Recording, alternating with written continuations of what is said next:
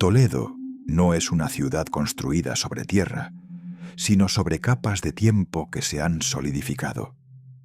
En sus callejones más estrechos, donde el sol apenas se atreve a tocar las piedras centenarias, el aire tiene un peso diferente. No es solo humedad o polvo, es la acumulación de siglos de susurros, pecados y secretos que la Iglesia ha intentado enterrar bajo la catedral. Pero hay un evento, una anomalía que ocurrió en la primavera de 1880, que fue sistemáticamente borrada de todos los registros oficiales de la provincia. Una noche en la que el tiempo, tal como lo conocemos, simplemente dejó de funcionar. Eran exactamente las 8:30 de la noche. En la plaza de Zocodover, el bullicio de los carruajes y las conversaciones de los transeúntes se desvanecieron en un instante. No fue un apagón, ni un desastre natural. Fue una pausa absoluta en el tejido de la realidad. Las aves quedaron suspendidas en el cielo nocturno como decoraciones de un teatro invisible. Las llamas de las farolas de gas se convirtieron en diamantes estáticos de luz. Miles de personas quedaron congeladas en medio de un paso, de una palabra, de un pensamiento. Toda la ciudad de Toledo se convirtió en una fotografía tridimensional, una cápsula del tiempo donde el pulso de la vida se detuvo. Menos para un hombre que en las profundidades de un taller subterráneo sabía exactamente por qué estaba ocurriendo esto. Ese hombre era Lorenzo. Para el mundo exterior era un simple artesano de relojes, un viejo solitario que pasaba sus días entre engranajes y aceites.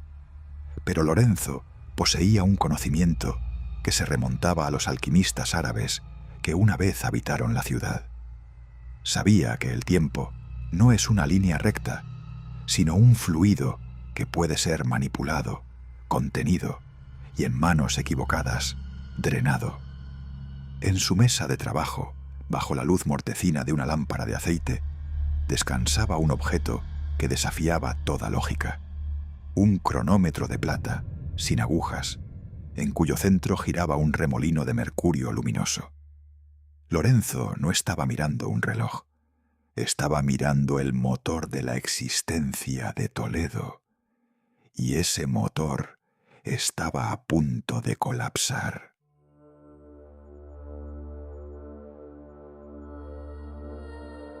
Para entender cómo Lorenzo llegó a poseer tal artefacto, debemos retroceder a la visita que cambió su destino.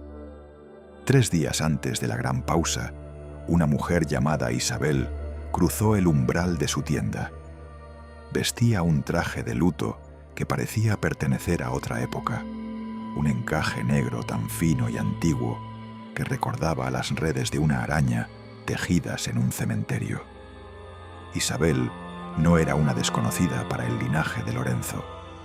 Su familia había sido la custodia de los secretos más oscuros de la Inquisición española, aquellos que no tenían que ver con la fe, sino con el control de la realidad misma. Ella depositó sobre el mostrador de madera carcomida un envoltorio de terciopelo carmesí. Al abrirlo, Lorenzo sintió que la temperatura de la habitación descendía varios grados.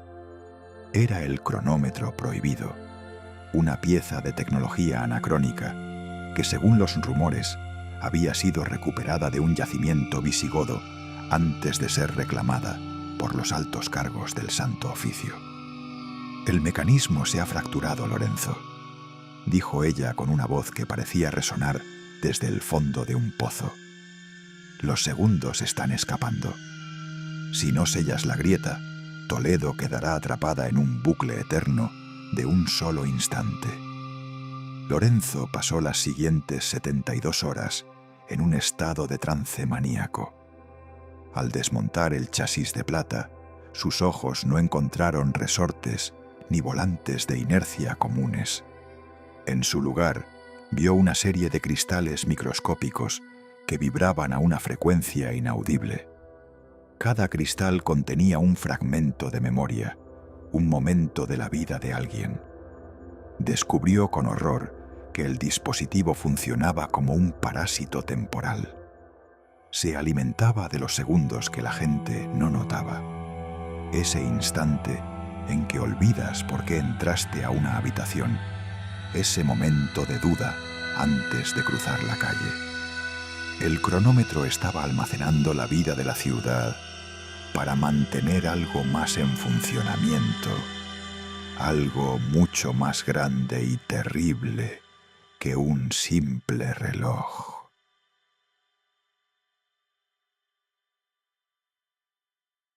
Con la ciudad congelada sobre su cabeza, Lorenzo supo que la única forma de realizar la reparación era descendiendo al nivel más profundo de su taller, una cámara que no figuraba en los planos de la ciudad. Era un lugar sagrado y profano a la vez, construido sobre un antiguo altar donde los visigodos rendían culto a fuerzas que la Iglesia más tarde llamaría demoníacas. Allí, el aire estaba saturado de partículas de oro y cian que flotaban como polvo cósmico. Era el tiempo mismo, filtrándose a través de las grietas de la cripta. Rodeado por miles de relojes antiguos que colgaban de las paredes de piedra, Lorenzo comenzó el proceso de sutura temporal. Usó herramientas hechas de meteoritos y plata pura para manipular la sustancia brillante dentro del cronómetro.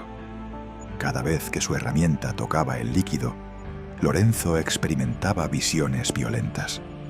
Vio a Toledo en ruinas.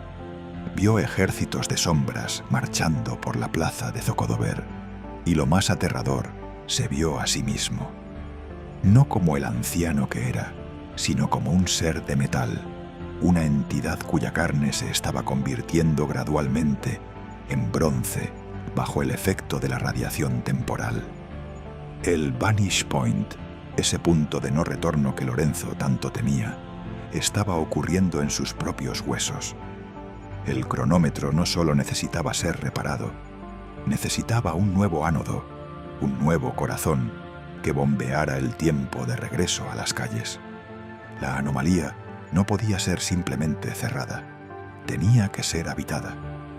Lorenzo comprendió en ese momento que Isabel no había venido a pedirle un favor, sino a entregarle su sentencia de muerte, o mejor dicho, su sentencia de eternidad. Para que los miles de personas atrapadas en el silencio de Zocodover volvieran a respirar, alguien debía quedar atrapado para siempre en el mecanismo.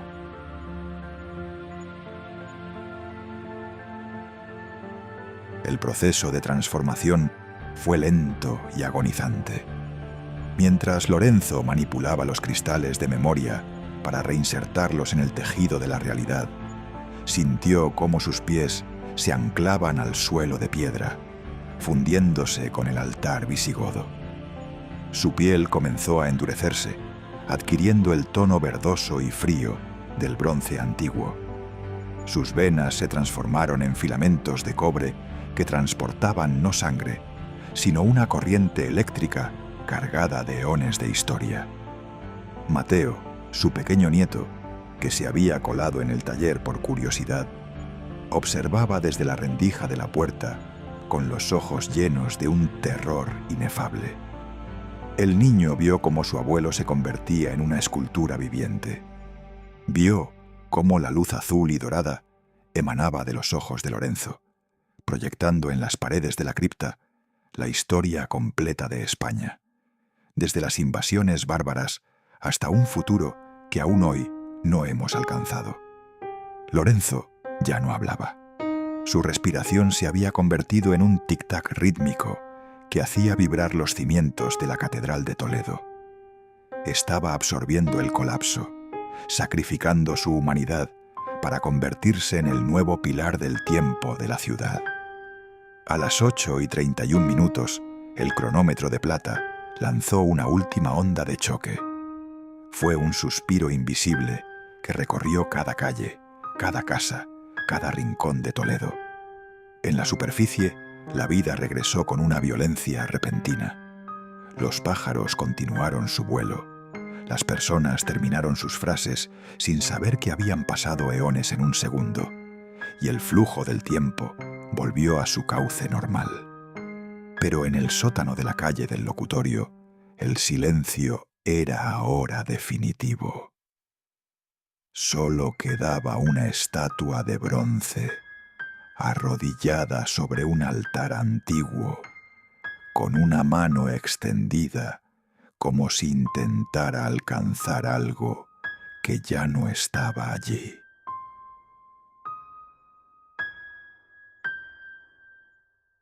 Décadas después, Mateo, ya convertido en un hombre anciano, seguía narrando lo que vio aquella noche. La tienda de Lorenzo fue cerrada y el sótano tapiado por orden de las autoridades eclesiásticas, pero la leyenda se filtró por las grietas de las tabernas de Toledo. Dicen que la estatua de bronce de Lorenzo sigue allí, en la oscuridad, manteniendo el equilibrio de la ciudad.